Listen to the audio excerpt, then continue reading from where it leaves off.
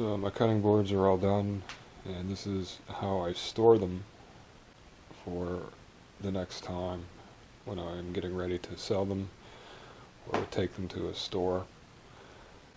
But I wrap them up in plastic wrap, and I do this when I put them on display if I'm selling it on the side of the road, because the dirt from the traffic that kicks up can get on the board, and it's just better to have them covered. It helps keep the oil in. So I sold several of my boards. I sold a lot of the larger boards that I had, and I didn't make that many large boards. I kind of made more smaller boards that I was gearing towards wholesaling.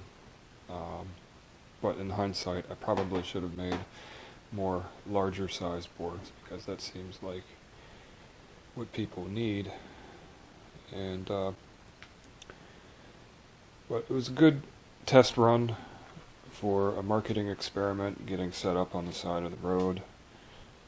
And the ultimate goal for making these videos was to come up with a pricing formula to accurately price out my work, and come up with a different formula for pricing boards made this way as opposed to a different way. And then what does it cost to make that handle detail that everybody likes?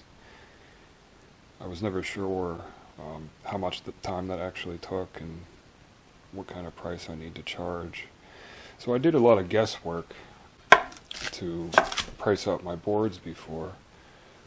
It's difficult to come up with a accurate way to keep track of all the time for a bunch of different sized boards.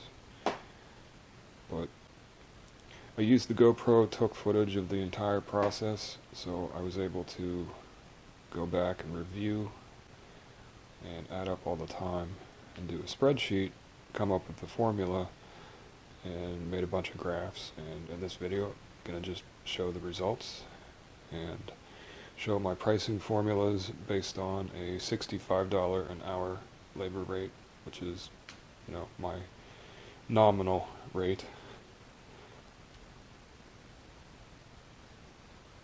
So I made the cutting board stands that are over here.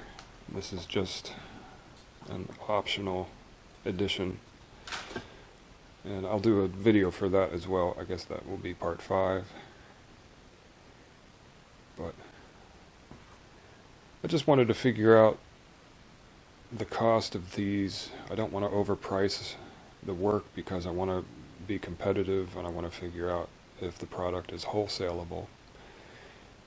And to do that, I just need to be accurate with keeping track of the time and the materials and calculating the waste factor and how much I can produce in a day. So if I wanted to consider doing a large production of cutting boards, I'd have a better idea about what I would be getting into. So let's get into some data.